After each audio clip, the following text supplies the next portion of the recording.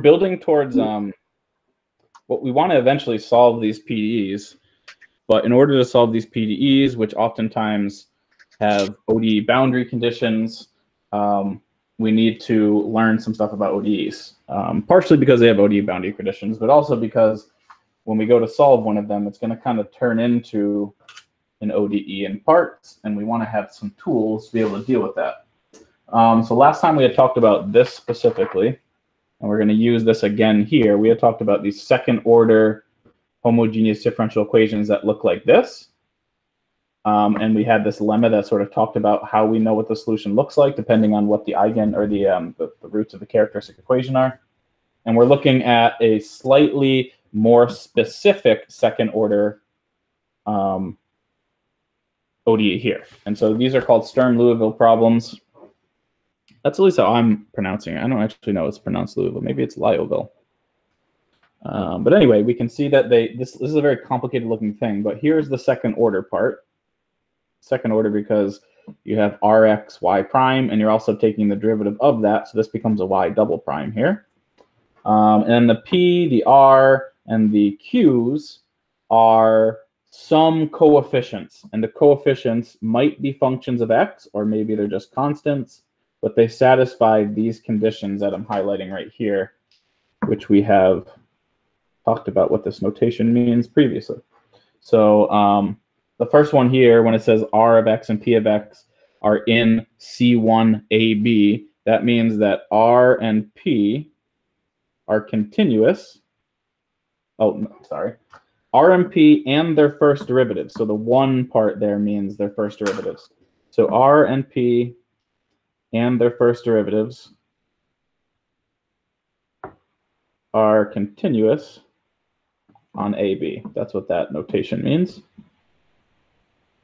And then the second one, Q, it just says C0AB. So that means the zeroth derivative is continuous. In other words, just the function is continuous.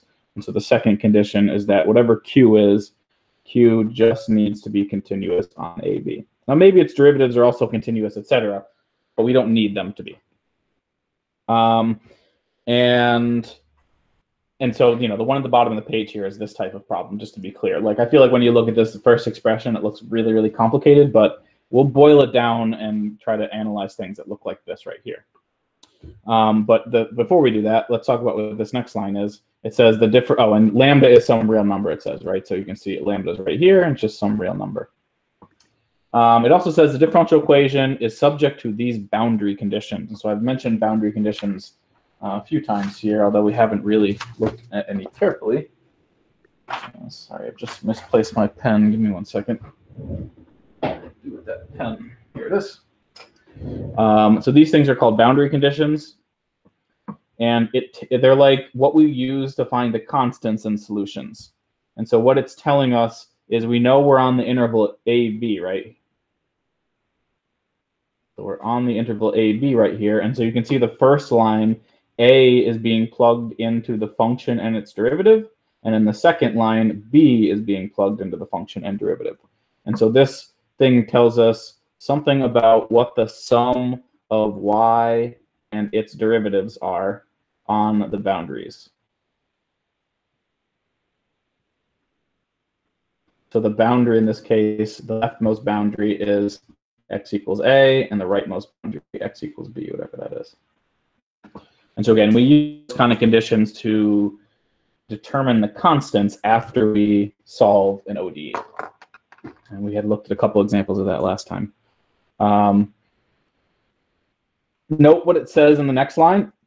It's telling us that we need to have some conditions. So A and B can't both be 0 because, A1 and A2 can't both be 0. Those are constants. Those are the coefficients right here.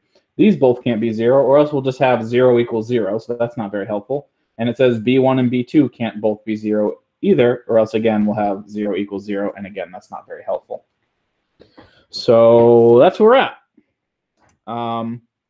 And it turns so things that look like this and have these kind of conditions are called Sturm-Liouville problems. And we call the solutions to them the eigenfunction. And the values of lambda, so this lambda, this constant right here, are called the eigenvalues. I know, a couple people just came in late, so I'm just going to re-summarize real quick. Sturm-Liouville problems are a specific type of second-order ODEs. So we looked at second-order ODEs last class, and we know that generally speaking, what the solutions to second-order ODEs look like. Now, the thing with these Sturm-Liouville problems is they don't have this middle term, right? They don't have a y prime term, right? So they're missing a y prime term. And they look kind of like this. And what I had said was the coefficients R, P, and Q need to satisfy these conditions, which I've listed right there. And then this is a little bit different than what we saw in the last class. The types of initial conditions we saw previously were just y on the boundary. And now we're being maybe given some information about the derivative as well. Okay. Thoughts about that?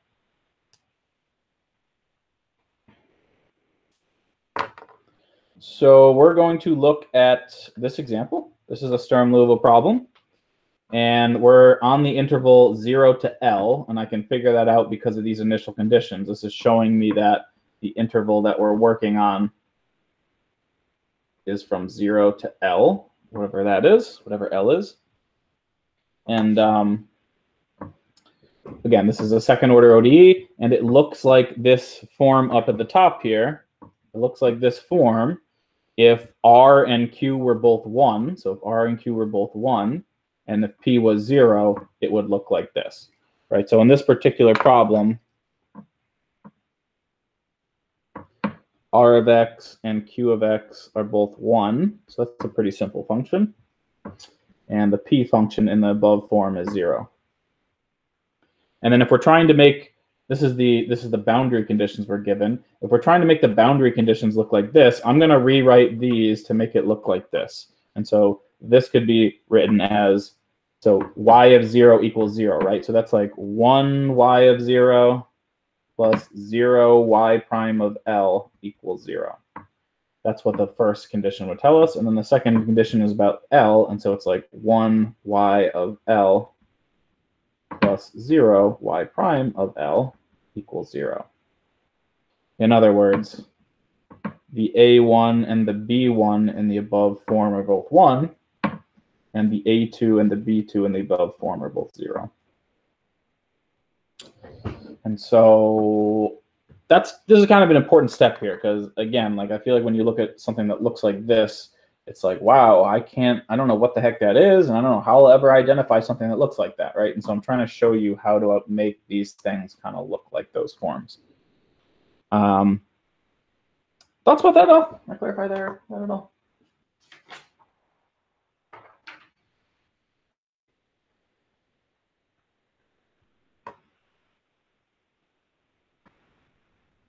So we're going to go ahead and solve this equation, right? We know how to solve second order ODEs from the last class. Again, we're going to use lemma 6.1. So I have the paper here, but I'm not going to put it up every time. Keep in mind, you have this piece of paper too. Lemma 6.1 on approximately page 10, although that might have changed. I can't remember. But anyways, lemma 6.1 is right here, right? It tells us what to do depending on what the roots of the characteristic equation look like. And so this is a second order ODE that we have right here. And so we can apply that lemma to this ODE. So this is a second order ODE.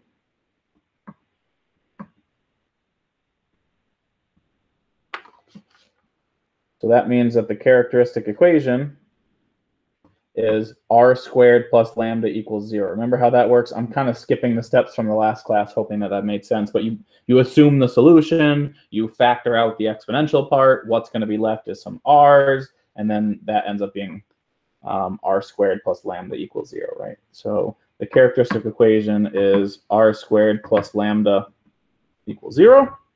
And when we solve for r equals plus or minus square root of minus lambda.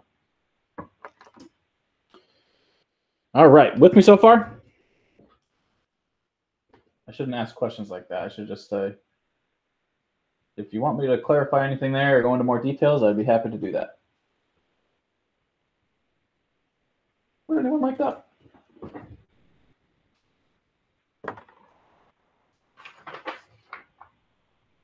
Okay, so we have solutions to the characteristic equation, right? It's plus or minus square root of minus lambda, and lambda is some constant. And so what we had learned last class was, depending on what those solutions look like, we get different forms, right? Excuse me, depending on what the roots look like, we get different forms of the solution. So, right, so for example, if we have two distinct real roots, the solution looks like this. If we have the same repeated real root, it looks like this, right? If we end up with imaginary roots, that's what the last two things tell us. And since we don't know what lambda is, we don't know which one of those things to use, right? And so depending on whether or not lambda is positive or negative depends on what the answer ends up being, or zero. And so from last class, the solution of this thing depends on whether or not we have distinct roots or real roots, etc. So the solution y depends on whether lambda is 0, lambda is greater than 0. Actually, let me do the less than 0 one first.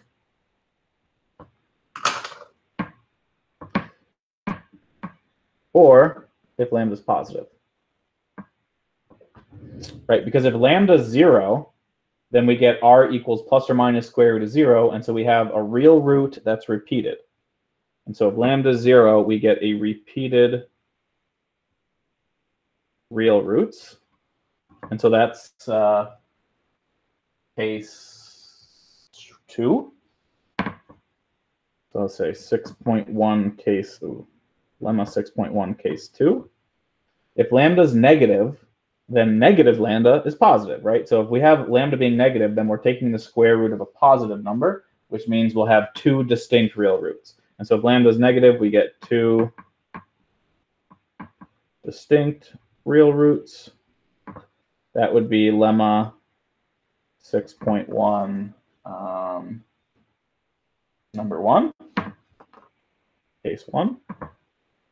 And if lambda is positive, we're taking the square root of a negative number, and so we'll have purely imaginary roots. That would be two purely imaginary roots.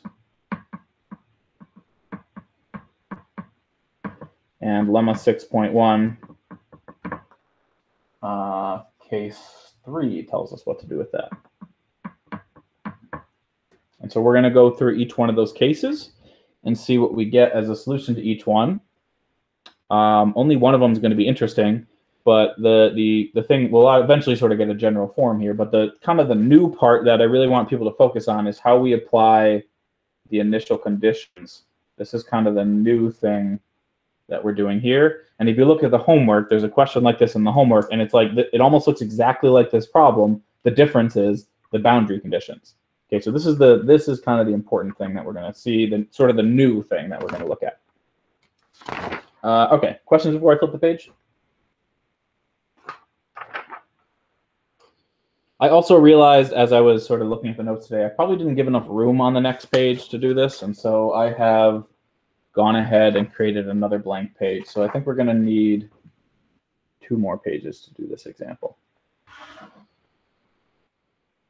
All right, so let's go through the cases one at a time. We'll go through it. We'll assume lambda is 0. We'll assume lambda is negative. We'll assume lambda is positive, and we'll see what happens in each one of those cases. Okay, so if lambda is 0, what we said on the last page is we get two repeated roots of 0. And so we're in this case right here. And so that's what the solution is going to look like, right?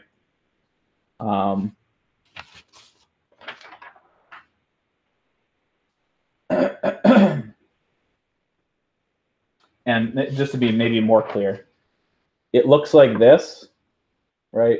But R1 is 0 because our root was 0 in this case, right? If lambda is 0, our root's 0. And so this term just becomes 1. And so it's really just the sum of C1 plus C2x. And so I'm going to skip right to that. So if lambda equals 0, we get 2 repeated roots of 0, which by lemma 6.1 implies that y of x equals C1 plus C2x. And we have the boundary conditions. Y of 0 equals y of L equals 0. And so we use the boundary conditions in this solution to find C1, C2. In other words, this says when we plug a 0 in here, we should get 0, and when we plug an L in here, we should get 0, right? And so using those conditions, we can easily solve for the constants. Y of 0, if I plug a 0 in there, this term goes away, and you just get C1, and we need that to be 0, right? And so we right away get one of the solutions. So C1 is 0, and Y of L, which would be C1 plus C2L, but we know that C1 is 0, and so that's just C2L, and we need that to be 0. And so C2 also equals 0.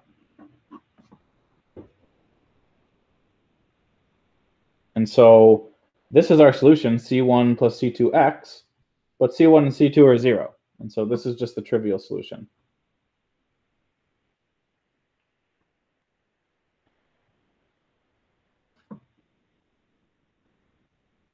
All right, let me just pause there and see if that seems okay.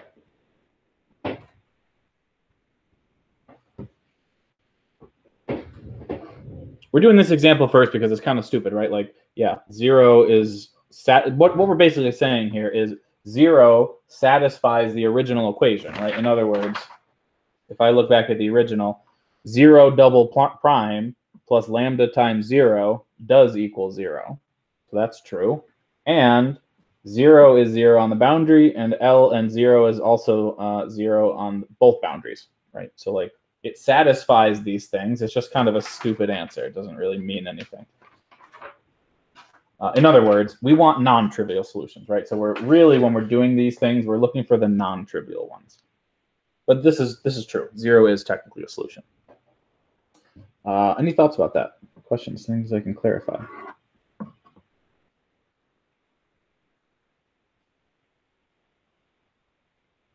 Okay. So let's do the negative one next, right? So we said that if lambda ends up being negative, then when we take the square root of negative lambda, right? If lambda is negative, then negative lambda is positive, and so that's going to be a positive number in there. And when we take the square root of a positive number, it's a real number, right?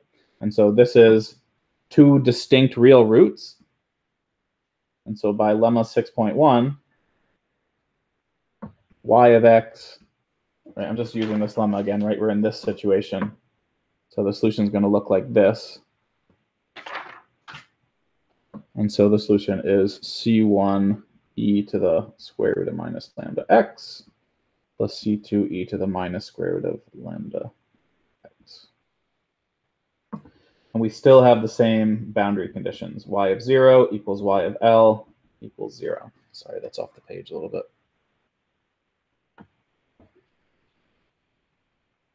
And so again, we just apply the boundary conditions to this solution and see if we can find C1, C2 that are not trivial. This one's a little bit trickier, but manageable. It's not horrible. So okay, so using the boundary conditions,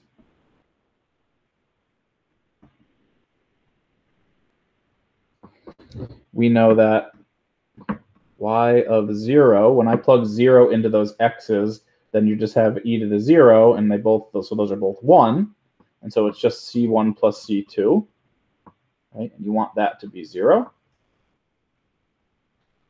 And then y of L would be plugging an L into there, and that's going to be kind of a nasty looking thing. So it's going to be like C1 e to the square root of minus lambda x plus, oops, there should be an L in there, sorry.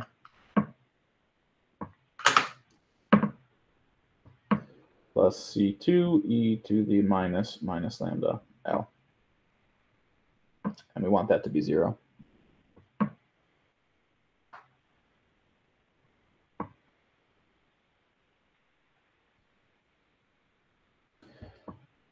Well, the first condition tells us that C2 equals minus C1. And so we can plug that into the second equation, and then we'll be able to solve for C1. And so that means that this is true. C1 e to the square root of minus lambda L minus C1 equals 0. All right, so I've just plugged in C2 equals minus C1. And now we only have C1 in here. And now we can factor out a C1 e to the minus square root of lambda. So this becomes C1 e to the square root of minus lambda L times 1 minus e to the minus 2 square root of minus lambda L. I want that to be 0. And so I just wanted to rewrite it like that to try to convince you that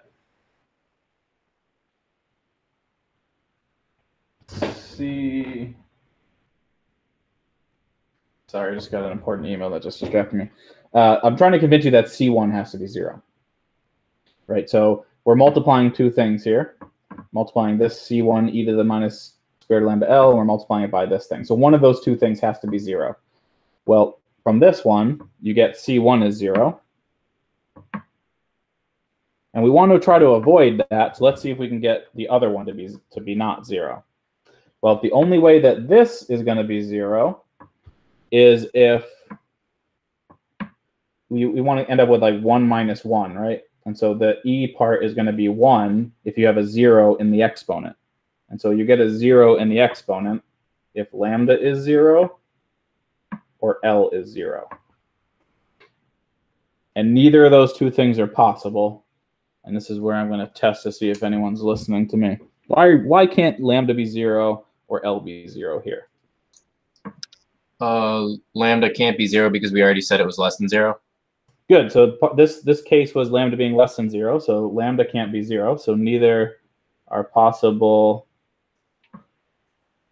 since we assumed lambda was negative in this case. Why can't L be 0, do you think?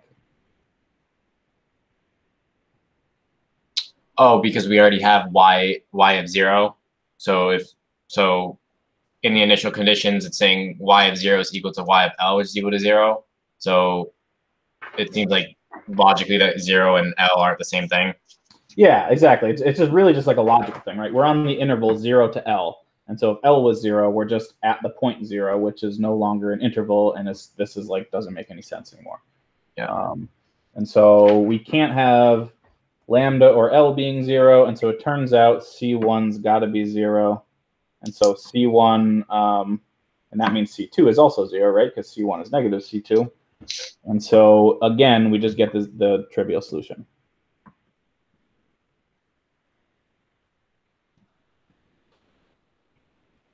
So it turns out lambda's probably not going to be 0 or negative because we just get the trivial solution. And that's why I wanted to do those first two together, because what we'll see in the third case is that we do get something that works. So I'm just going to pause here. Let's see if that's okay before we look at the case that actually works.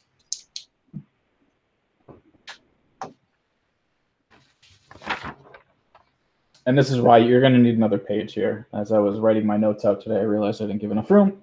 I printed myself out another piece of paper, but you'll just need something else to write on. I think, right? I don't think I gave enough paper on this one originally. I'm going to flip that, okay? And so the last case is lambda being positive. And so if lambda is positive, we will get a solution in it, and you'll see, I don't want to call it like too tricky, but it's different, right? So we have to do some cool stuff. So if lambda is positive, then the R1 and 2 are going to be plus or minus square root of lambda I, right? Because we end up with a negative 1 inside there, and so square root of negative 1 is I, so we end up with that, right? And so this is lemma, again, we can use lemma 6.1. You would get y equals, that's the one with sines and cosines. So it's C1 cosine square root of lambda x plus C2 sine square root of lambda x. And again, we still have the same initial conditions where y of 0 equals y of L equals 0.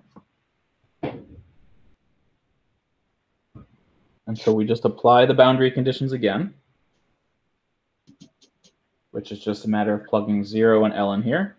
And we'll get something that works this time. So using the boundary conditions,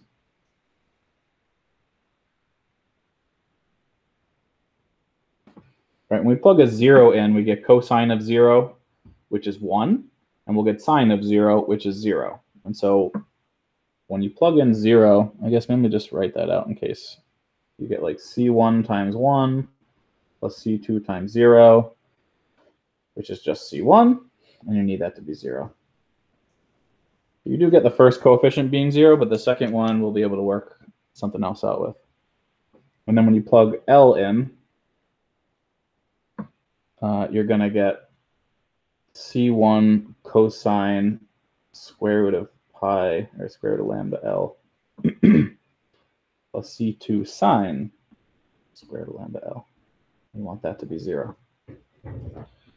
Well, we just said C1 was 0, and so this term goes away. And so it's really just, oops, not cosine, it's sine. It's really just C2 sine square root of pi L equals 0. And so, yeah, we can get C2 equals 0. Or we could think about sine of square root of lambda L being 0. And so we'll actually be able to get something from that now, because we can think about what lambda needs to be in order to make that true, right? L is just a boundary. L is like a fixed number. That's the right side of the boundary that we're working on here. And so we can't mess it. We can't like solve for L. L is just some fixed constant. But we don't know what lambda is, and so lambda is something we can't solve for. Okay, thoughts so far? Seems okay?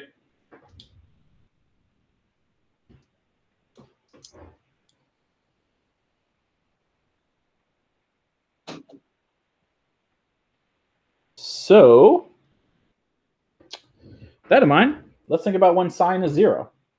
All right, so sine of theta equals 0 when the y value is 0, right? So the y value on the unit circle, I mean. Sorry, I'm assuming we're in pre-calc again. So it's those two spots are the place where sine is 0, and so that's 0 or 2 pi, and this is pi over here. And so basically, multiples of pi are going to put you on a spot that makes sine 0. Right? So sine is 0 when theta is some multiple of pi.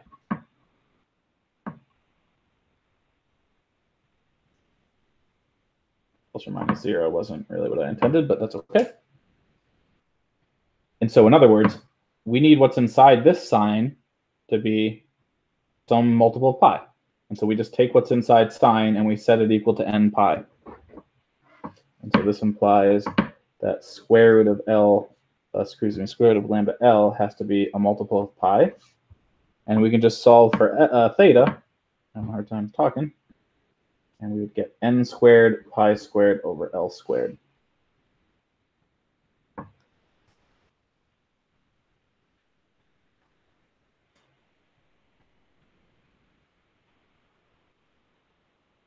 Thoughts? Not quite done, but we're almost there. So just real quick, so it's n squared pi squared, right? Oh, thank you. Yeah.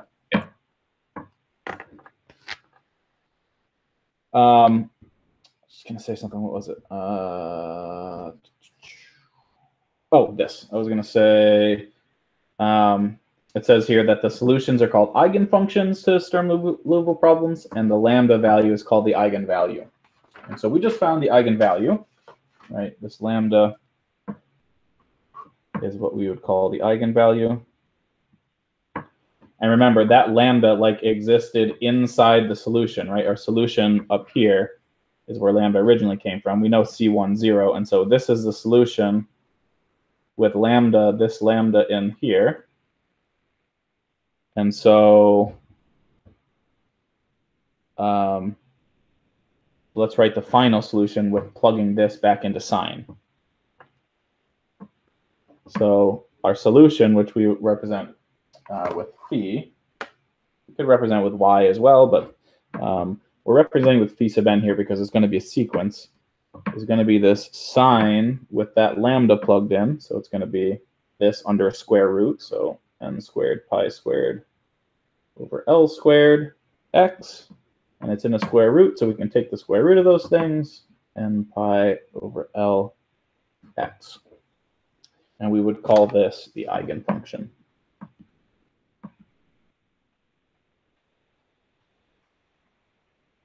Right, technically we didn't solve for C2, but C2, it doesn't matter what C2 is because the sign part is the one that's going to end up being 0.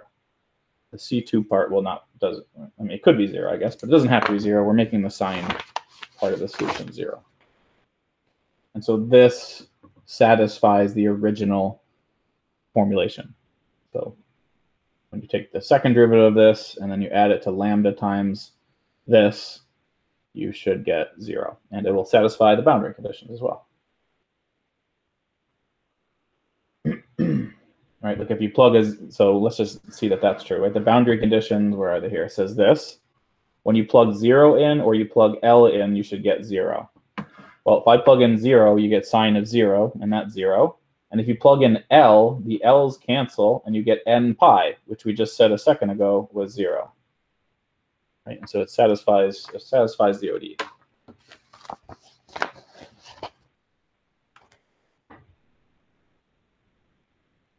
So let me just mention that. Is the eigenfunction, i.e., is the solution. Thoughts about that at all?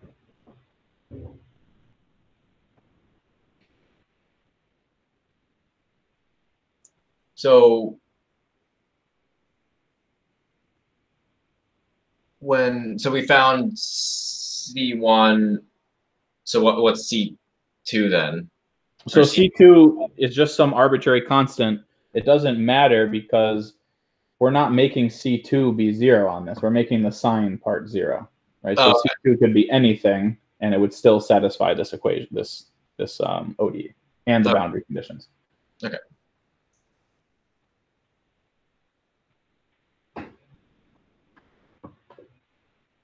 Other thoughts, questions?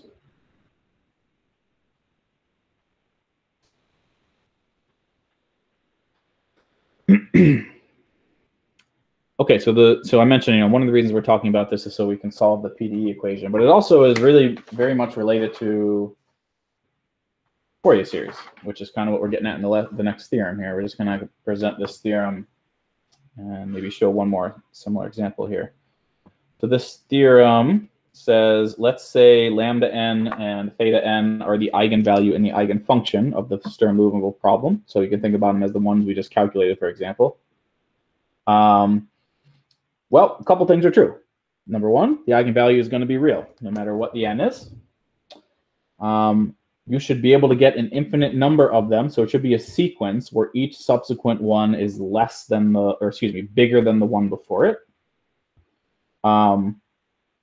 The inner product of the eigenfunction is 0, and that's actually something we saw in homework. I know we've seen that a bunch of times, right? We did like the inner product of the sine nx thing and the cosine nx thing, and we saw that equals 0 a couple times. We've seen that a bunch of times, actually.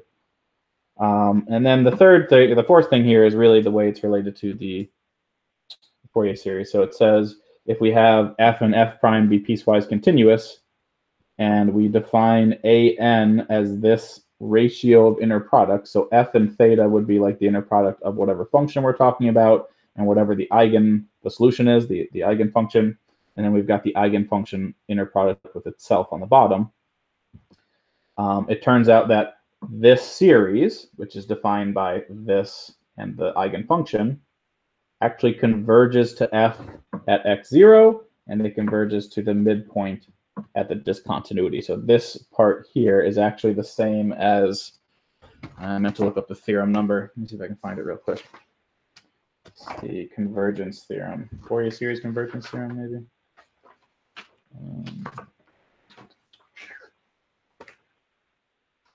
I'm not going to be able to find it real quick. I'm just going to say, well, I'm just going to say it. It's very similar to the Fourier series convergence theorem. So like as an example here, if we let f of x just be the plane function x, and let's say we're thinking about the interval 0 to L,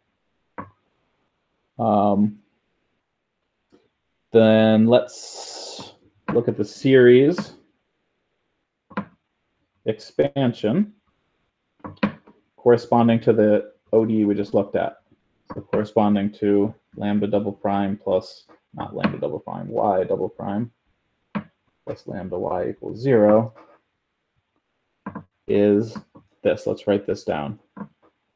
AN equals F with theta m, theta m, theta m.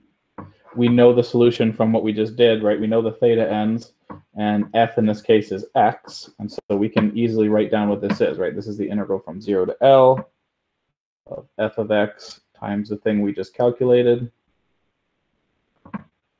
That's the numerator, and then the denominator would be sine times itself, the solution times itself. So it would be sine squared n pi over L dx.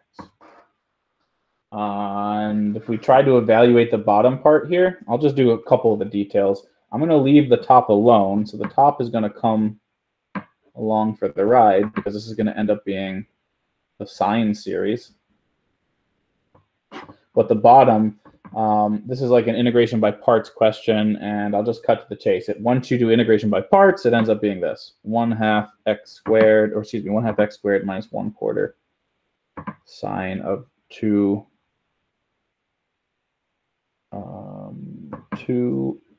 pi over Lx from 0 to L. And when you evaluate that definite integral, right, you plug in a 0, so this is going to be L over 2. This top is going to stay the same. Let me write the top first. When you plug in an L, this becomes like L over 2 minus 1/4, and then the L's cancel here, and so again you get sine of 2n pi.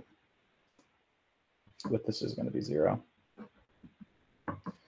And then minus, when you plug 0 in, you just get 0 here. You get sine of 0, which is also 0, so you're going to get 0 minus 0. And so you just get L over 2. And so this really simplifies down to 1 over L over 2 times this integral, which we should recognize as the Fourier sine series.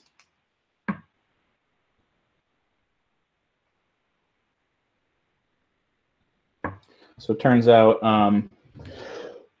that these coefficients will converge to the actual solution, very similar to the exact same way as the Fourier sine series, because it is the Fourier sine series. Okay. I'm trying to think. I don't think we actually use this idea anywhere. It's mostly something that's just connecting it to the past section, and just kind of illustrating why we've talked about Fourier series to begin with. Okay, I'm going to finish with one more example, just to show you something different. And let me just compare the next page to the page we already did. So this is the last page in this section, and it's the same exact ODE we just looked at a second ago, but the boundary conditions are different, right? So the one we looked at from the first page was telling us information about the solution on the boundary, right? Y of 0 equals y of L equals 0. Where this one is telling us something about the derivative on the boundary, right? Saying the derivative at 0 is 0 and the derivative at L is 0. Right. How much space do I need here? This is fine. So basically, if we consider this and we try to make it look like the first page, I'm going to do the same thing I did in the first page, right? So these are the boundary conditions. I'm going to try to make it look like this, just to convince you it's a Sturm-Liouville problem. This is like 0 times y of 0. Didn't need to do that.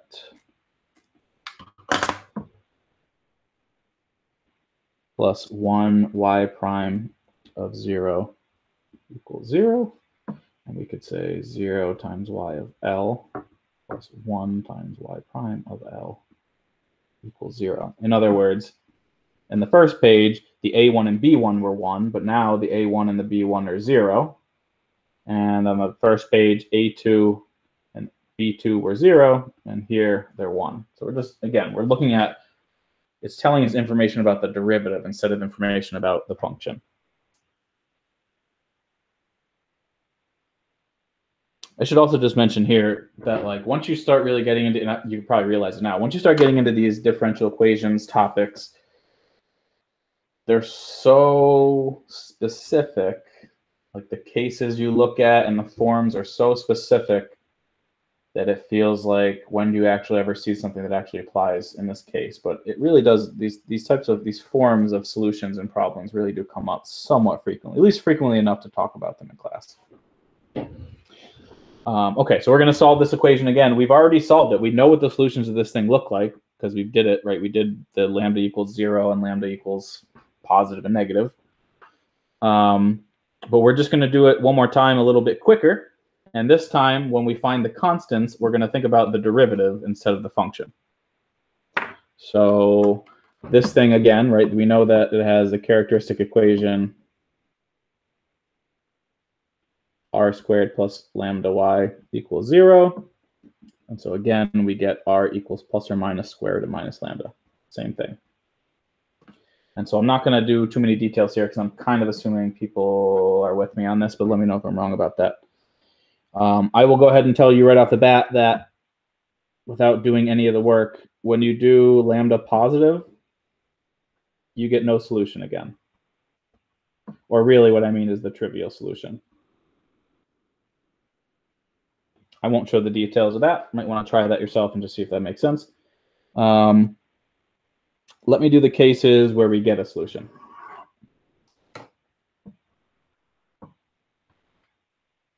So when I say no solution, I mean like the answer ended up being 0 again. Okay. If lambda is 0, let's do that case. Right? Again, if lambda is 0, we get a repeated real root. We know from the first example we did that the solution is going to be C1 plus, oops, not B, C2. Keep alternating between the way I'm writing constants and trying to be consistent here. C1 plus C2x. And we have information about the derivative now. And so when we want to find these constants, we don't just plug these numbers in here. We need to take the derivative and plug them in, right? So in other words, y prime would just be C2, because when you take the derivative of this, the C1 goes away. And so using the boundary conditions, y prime of 0 is just going to be C2, and we need that to be 0. And so we have C2 equals 0. And the same thing happens with L, right? So y prime of L is still C2, and that's also 0. So we just like have proved 2 different times that C2 has to be 0. But we don't get any information about A1. So this is telling us that C2 is 0, but C1 is not determined. And so any constant equation is a solution, in other words. So this implies that y equals C1 is a constant solution. So any constant, we didn't actually define what C1 is, right? Any constant satisfies, is a solution to these equations. Right? If you take the second derivative of a constant, it's 0.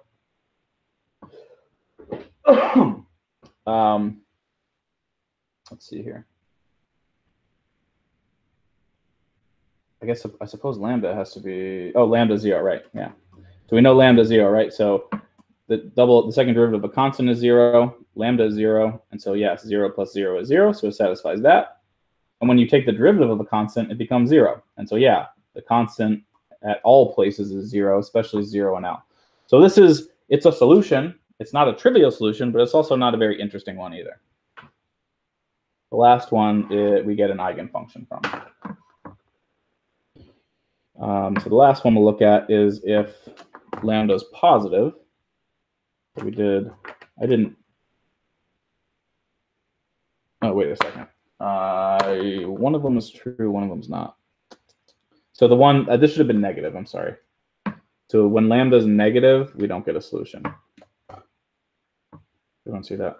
Sorry about that. And so the last case we're going to look at is lambda being positive.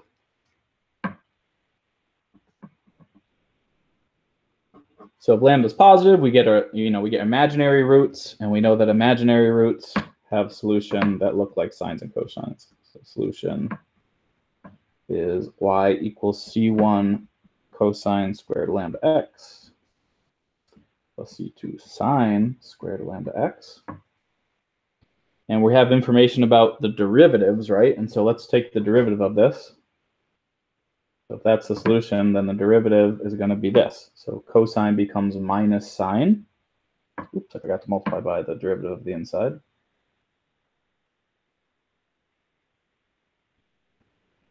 Sine becomes cosine.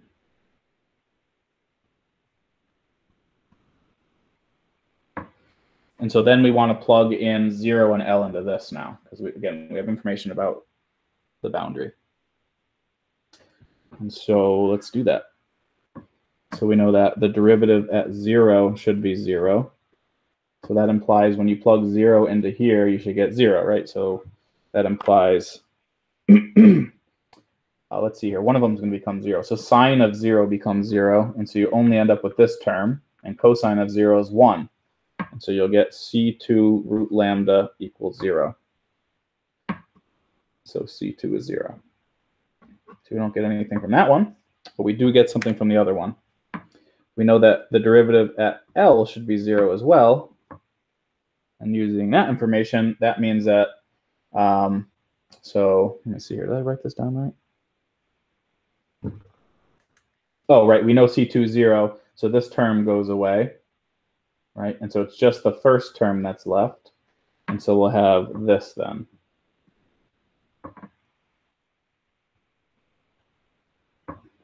And we want that to be 0.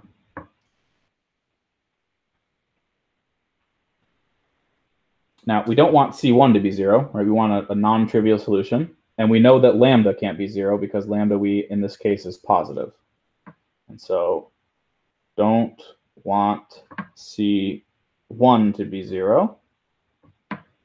And lambda is positive, and so lambda is not 0.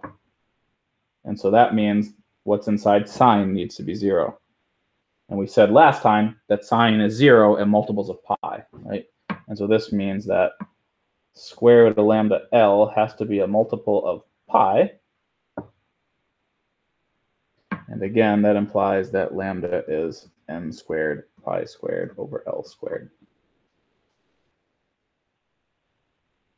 And so that's our eigenvalue, and our eigenfunction is what we get when we plug this back into the original, which is going to be with, right, C2 is 0, so this term goes away, so it's going to be with a cosine this time. And so plugging things back in, we get this. Lambda n is n squared pi squared over L squared. It's the eigenvalue. And the solution, theta, is the cosine of square root of theta, or excuse me, square root of lambda x. When you plug that lambda in there, you're going to get cosine of n pi over L x. That would be the eigenfunction or solution.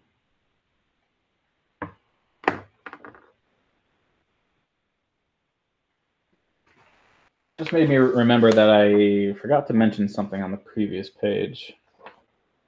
Let me see if there are questions about this first.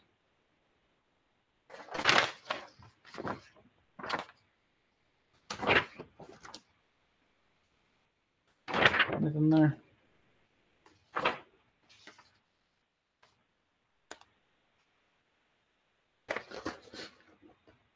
So notice that an n is just a natural number here.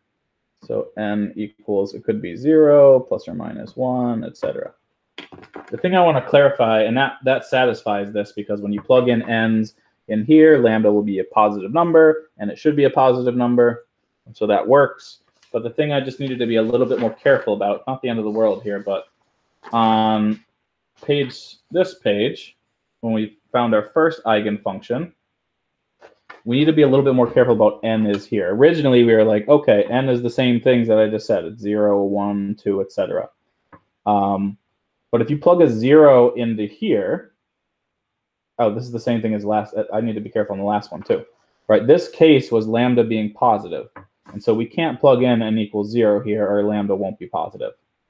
And so the last thing maybe I'll just write on this one is we need lambda greater than 0 here.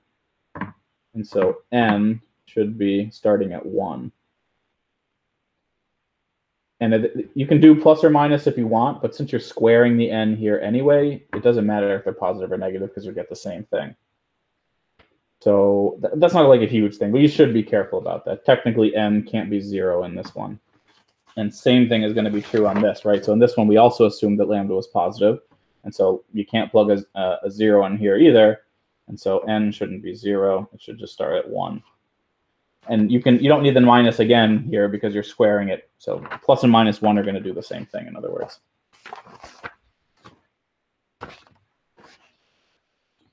All right. What do you think?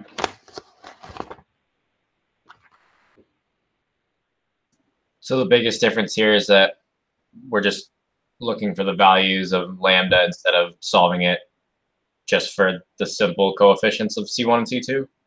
Yeah, that's one of the main differences, yes. Okay. Yep.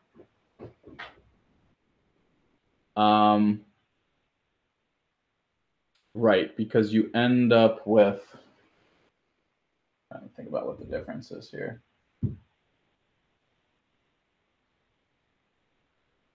I mean, I guess what you said is the difference. You're not necessarily solving for the constants. You are most of the time going to end up solving for lambda, which is the eigenvalue. And based on that, you can get the eigenfunction. Yeah. And so the one in the homework is just another version of this. It's so just to be clear here, in homework 7, number 2, you're solving the same equation, except these are the initial conditions. And so in the first one, you're going to look at the solution, and in the second one, you're going to look at the derivative. So it's combining kind of the last two that we did. It's not, I don't think it's any more challenging necessarily. You just need to be careful about what you're looking at and try to follow what we did, basically.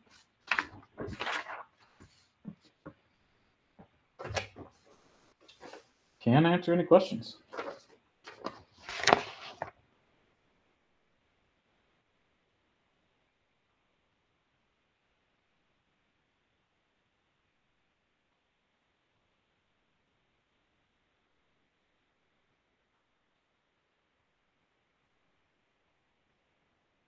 All right. So we'll be using this information in the next class to actually solve the what are we doing? The heat equation, I think. I can't remember off the top of my head here. We're going to solve the wave equation next class using this idea.